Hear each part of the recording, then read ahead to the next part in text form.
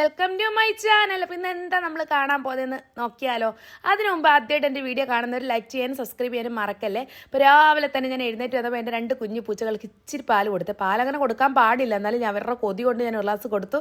പിന്നെ അതിനുശേഷം മാവൊക്കെ അരച്ച് വെച്ചിട്ടുണ്ടായിരുന്നു. അങ്ങനെ മാവെല്ലാം നല്ല പുളിച്ച് പൊങ്ങി വന്നിട്ടുണ്ട് കേട്ടോ. കാണിച്ചു തരാവേ. ഇന്ന് കിച്ചുവിന് മാത്രമേ ഉള്ളൂ സ്കൂളിൽ ക്ലാസ്, അക്കുനും അമ്മനും ക്ലാസ് ഇല്ല കേട്ടോ. അപ്പോൾ അത് കാരണം കിച്ചുവിന് ദോശ മതി സ്കൂളിൽ കൊണ്ടുപോകാനെന്ന് പറഞ്ഞത് കാരണം കിച്ചുവിന് ദോശ ഇടുകയാണ്. അപ്പോൾ അക്കുനും അമ്മൂനും പതുക്കെ ഉണ്ടാക്കിയാൽ മതിയല്ലോ. അപ്പോൾ കിച്ചുവിന് മാത്രം പെട്ടെന്ന് ഉണ്ടാക്കി കൊടുക്കുകയാണ്. കിച്ചുവിന് അപ്പം തേങ്ങ അരച്ച് ചമ്മന്തി വേണ്ട, തക്കാളി ചട്നി മതിയെന്ന് പറഞ്ഞു. അപ്പോൾ അത് കാരണം അത് ഉണ്ടാക്കാമെന്ന് വിചാരിച്ചപ്പോൾ എന്നോട് പറഞ്ഞു ഗീദോശ മതിയെന്ന് പറഞ്ഞു. അങ്ങനെ ഗീദോശയൊക്കെ ഉണ്ടാക്കി വെച്ചു. ചില ആൾക്കാർക്ക് ഗീദോശ വേണ്ട, നോർമൽ ദോശ മതി, ഒരാൾക്ക് മസാല ദോശ മതി. അപ്പോൾ അങ്ങനെ 3 ടൈപ്പ് ദോശ ഉണ്ടാക്കി കേട്ടോ. അപ്പോൾ ആർക്കും വഴക്ക് വേണ്ടാന്ന് വിചാരിച്ച് എല്ലാവർക്കും ഞാൻ ഉണ്ടാക്കി അങ്ങനെ വെച്ചു. കിച്ചുവിനും സ്കൂളിൽ കൊണ്ടുപോകാനുള്ള ഗീദോശയൊക്കെ ഉണ്ടാക്കി വെച്ചു. കിച്ചുവിന് സ്കൂളിൽ വിടാമെന്ന് വിചാരിച്ചു. അങ്ങനെ പെട്ടെന്ന് തന്നെ ഞാൻ തക്കാളിയും സവാളയൊക്കെ ഇട്ട് വഴറ്റി ഒരു ചട്നി ഉണ്ടാക്കി. പിന്നെ ഇക്കായ്ക്കാണെങ്കിൽ ഇതൊന്നും ഇഷ്ടമല്ല. അപ്പോൾ ഇക്കായ്ക്ക് വേണ്ടി മാത്രം ഞാൻ കുറച്ച് തേങ്ങായും മുളകും എല്ലാം ഇട്ട് അരച്ച് ചമ്മന്തി ഉണ്ടാക്കി. അങ്ങനെ കിച്ചുവിനെ സ്കൂളിലോട്ട് വിടുകയാണ് കേട്ടോ. അപ്പോൾ കിച്ചുവിന് സ്കൂളിൽ പോകാൻ ഇന്ന് സ്കൂൾ വാനൊന്നും വന്നില്ല. അത് കാരണം കിച്ചു റാപ്പിഡോ ബുക്ക് ചെയ്താണ് പോകുന്നത്. ഞാൻ കാണിച്ചു തരാം കേട്ടോ. അപ്പോൾ അങ്ങനെ ബുക്ക് ചെയ്ത് ബൈക്കിനകത്താണ് വന്നത് വിളിച്ചുകൊണ്ട് പോകാൻ കേട്ടോ. അങ്ങനെ അതൊക്കെ ബുക്ക് ചെയ്ത് ഓൺലൈൻ പേയ്മെൻറ്റ് ചെയ്തിട്ട് മൊബൈൽ തിരിച്ച് എൻ്റെ കൊണ്ട് തരാൻ വേണ്ടിയാണ് പേയ്മെൻറ്റ് ചെയ്യുന്നത്. അങ്ങനെ പേയ്മെൻറ്റ് ചെയ്ത് മൊബൈൽ തിരിച്ചു കൊണ്ടുവന്നിട്ട് അവൻ അയാളുടെ കൂടെ കയറിപ്പോയി. അതിനുശേഷം ഞാൻ കുറച്ച് നേരം എൻ്റെ ജോലിമോളുമായിട്ട് കളിച്ചുകൊണ്ടിരുന്നു കേട്ടോ. അക്കുവും അമ്മും ഉണർന്ന്. അങ്ങനെ അവർക്ക് ദോശയൊക്കെ ചുട്ട് കൊടുത്തതിന് ശേഷം ഞാൻ ചോദിച്ചു എനിക്ക് വീടൊക്കെ ഒന്ന് ക്ലീൻ ചെയ്ത് തരാമോ, നോയമ്പൊക്കെ വരുമല്ലേ എന്ന് ചോദിച്ചു.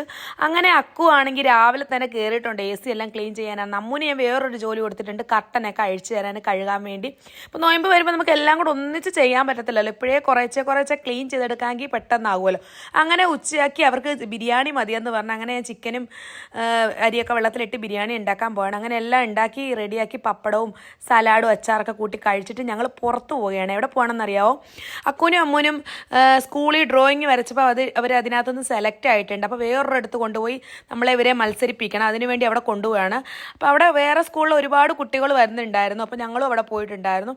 അങ്ങനെ പോയി അവിടെ കുറച്ച് നേരം നിന്ന് ഞങ്ങൾ വീഡിയോസൊക്കെ എടുത്തു. അങ്ങനെ കുറേ നേരം ഞാനും മക്കളൊക്കെ റീൽസൊക്കെ എടുത്ത് അങ്ങനെ കുറേ പേരൻസും മക്കളൊക്കെ വന്നിട്ടുണ്ടായിരുന്നു.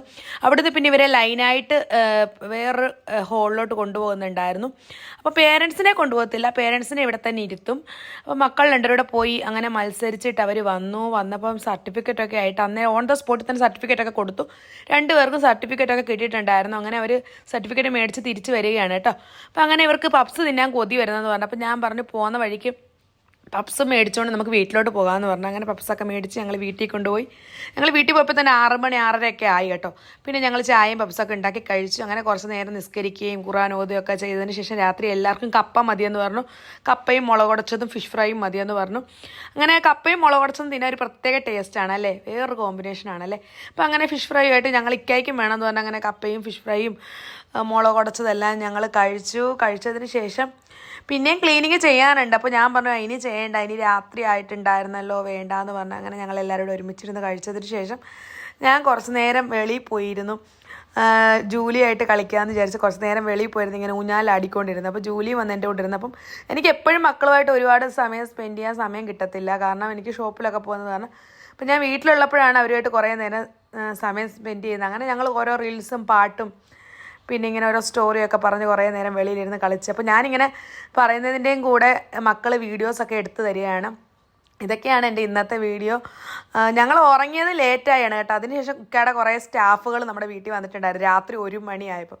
അപ്പോൾ ഇതൊക്കെയാണ് എൻ്റെ വീഡിയോ ഇഷ്ടപ്പെടുവാണെങ്കിൽ ലൈക്ക് ചെയ്യാനും ഷെയർ ചെയ്യാനും സബ്സ്ക്രൈബ് ചെയ്യാനും ആരും തന്നെ മറക്കരുത്. ഇതുപോലുള്ള അടിപൊളി വീഡിയോയുമായി നെക്സ്റ്റ് കാണുന്നവരെ ബൈ ബൈ. താങ്ക്